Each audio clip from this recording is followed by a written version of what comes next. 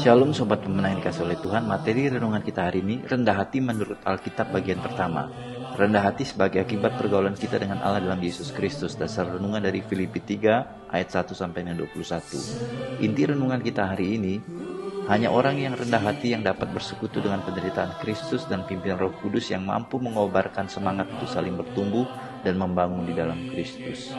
Sobat Pemenang, ada 3 pertanyaan yang perlu kita renungkan hari ini. Yang pertama, apakah perbedaan rendah hati menurut dunia pada umumnya dengan rendah hati menurut Alkitab? Lalu yang kedua, apakah maksud Rasul Paulus serupa dengan dia dalam kematiannya? Dan yang ketiga, apakah kerendahan hati kita selama ini sebagai hasil dari persekutuan kita dengan kematian Kristus? Nggak usah mimpi jadi kaya, saudara. Nanti Tuhan akan tuntun dan akan memberkati kita ke titik kaya. Jangan tertipu dengan iming-iming kaya.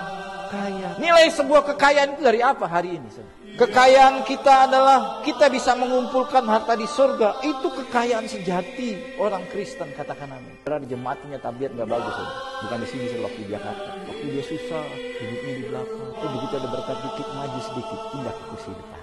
Begitu dia ngasih persembahan lebih besar lagi, dia maju lagi ke tengah. Kenapa? Dia pede dong, duduk di tengah, kasih persembahan, maju ke depan. Makin diberkati, lalu dia kasih persembahan besar, dia pindah di depan. Rupanya saudara, nilai hidupnya ditentukan oleh iman. Siang, saudara pede, punya uang nggak punya uang tetap duduk di depan. Katakan amin. Alkitab memberikan wanti-wanti, nasihat jelas bahwa untuk mengejar kekayaan itu bertendensi besar menyeret orang untuk tidak mengumpulkan harta di surga. Bertendensi besar. Orang kaya itu sukar berbuat baik. Kenapa? Karena orang kaya rata-rata berbuat baik karena ada udang di balik bakwan. Dia kasih supaya apa?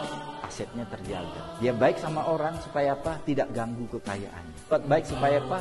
Bisnisnya lancar. Kita berbuat baik karena memang kita baik, katakan amin. Banyak orang terseret menghabiskan waktunya tidak mengumpulkan harta di surga di bumi ini karena apa? Tertipu dengan kekayaan dunia. Orang muda ini dia begitu mengandalkan kekayaannya sehingga ketika Yesus berkata, jual segala milikmu, bagikan kepada orang miskin lalu ikut aku. Itu sesuatu yang betul-betul menghancurkan hatinya. Artinya selama ini walaupun dia pemimpin agama, tapi hidupnya tidak pernah bersandar penuh kepada Tuhan.